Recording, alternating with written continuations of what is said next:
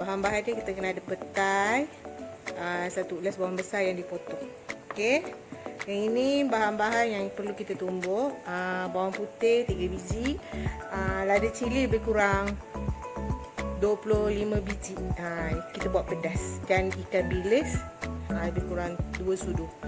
So, kita mulakan memasak. Mula kita tumbuk bahan-bahan ni. Ini semua saya dah basuh Kita tumbuk sekali dengan ikan bilis tu, supaya dia ada rasa ikan bilis dan tak liat sangatlah ikan bilis ni Jadi anak-anak boleh makan.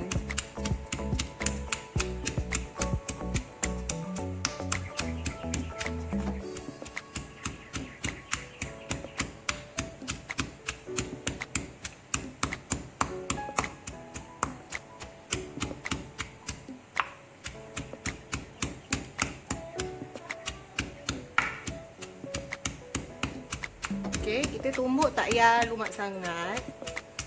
Kurang kita pecah-pecah je kita Okey. Okey, lebih kurang macam ni Okey, dah siap.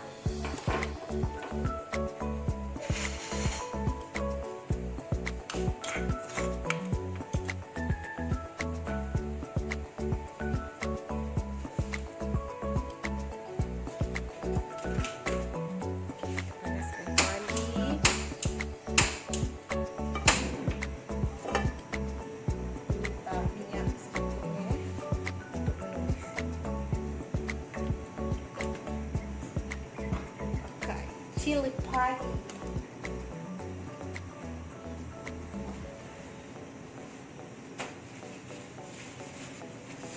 Okay. Minyak kita panas. Setelah minyak panas, kita masukkan bahan tumbuk tadi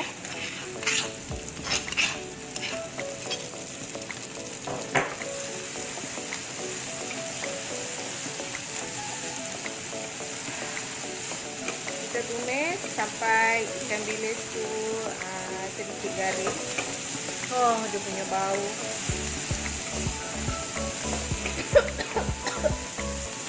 Itu betul-betul pedas.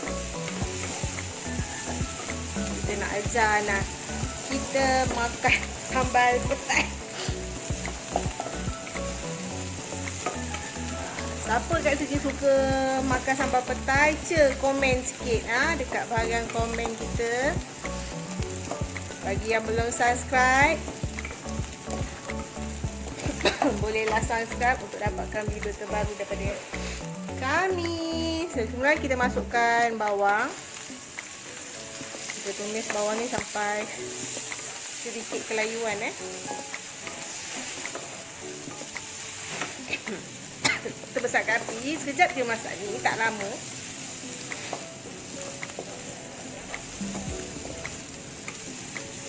Okey, tengok.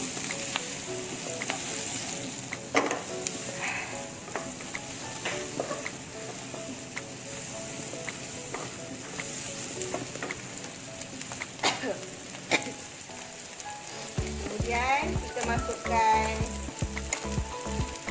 gula secukupnya. Ikut kita rasa masing-masing. Garam. Jadi kita letak sikit garam sebab tadi ikan bilis kita dah masin tau. Ikan bilis saya jenis ikan bilis yang masin. Okay, kalau saya suka bawang layu macam ni je. Okey. Okey, kemudian kita masukkan petai.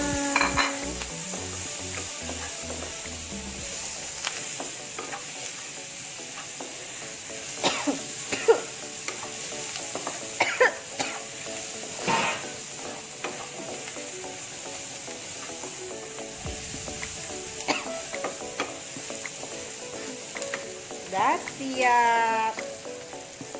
Inilah rupanya sambal petai kita. Tengok. Wah.